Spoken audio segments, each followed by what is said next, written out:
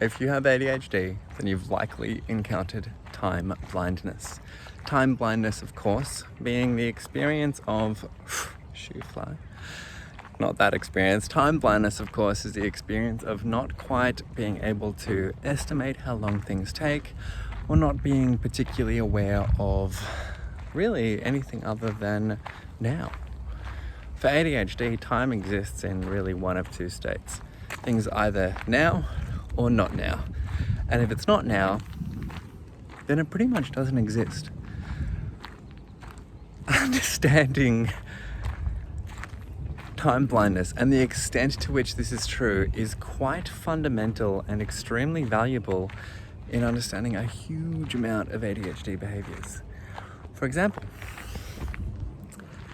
one of the reasons that sometimes it feels like we get really stuck.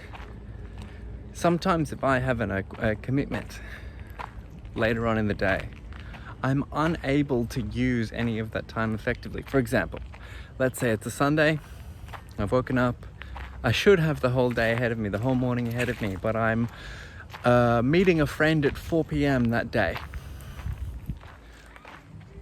Even though I wake up at 9 a.m., because I know that at 4 p.m. I have to be somewhere, all that I'm going to do is spend the rest of that time waiting in this stuck, locked up sensation of knowing that something's coming, but it hasn't quite arrived yet. And because it hasn't happened, because it's not now, I either just sit and wait for it to occur, which means I can't use my time wisely. I can't go and... This fly is so persistent. Means that I can't clean the house or do another activity or go to the gym or do any of the things that I like to do. I just instead have to just sit there procrastinating, wandering aimlessly from room to room, just being stuck and being frustrated and not knowing why.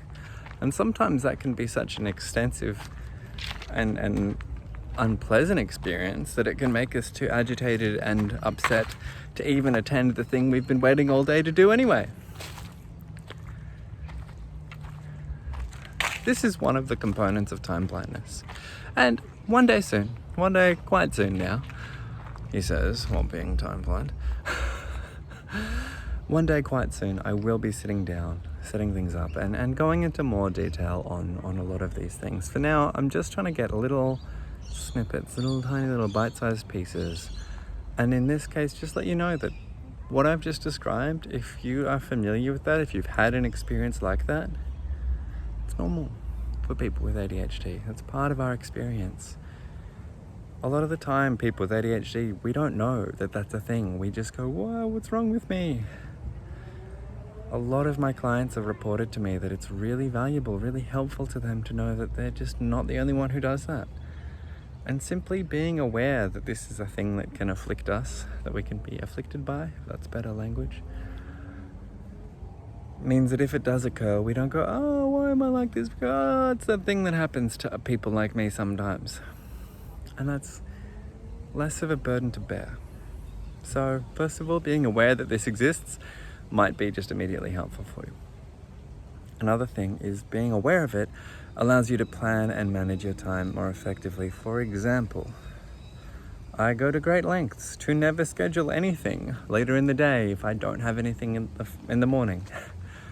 Many of us with ADHD, we intuitively land on certain compensatory strategies or techniques, certain ways of doing things that just happen to work. One of those, which a lot of us end up doing, is we just book things first thing in the morning every day. If I have an appointment that I need to make to see the dentist, it's better for me to book it at 8:30 a.m. or 9 a.m., even if it's often hard for me to wake up. Because I know that even if I say to myself, oh, well, I'm sometimes late because I'm time blind, if I book it at 12:30 or 1 p.m., I'm just going to spend that time before that, even if I get up nice and early, in this perpetual state of agony or stuckness. So I might as well just take the lesser pain, force myself out of bed and get to a thing, get it done, feel good about it, and then I can move on. Pick up that momentum and move forward. So, to summarize that last final tactic, if you have ADHD and you often find yourself getting stuck, book things first thing in the morning. You'd be surprised at how much of a difference that very simple, very small strategy, it can do a hell of a lot, especially if that's something that really frequently affects you. Okay, thank you so much for tuning in. Another video will be coming your way tomorrow. And we're still trying things. We're still trying different approaches, different ways, not just in terms of what works as a format in talking, but also what works in terms of my lifestyle and my routine in terms of uploading things. So far, still playing, still experimenting. If you've enjoyed this and if you're interested in seeing tomorrow's experimentation, make sure that you hit that like button, but more importantly, subscribe to see you all tomorrow. Get it done.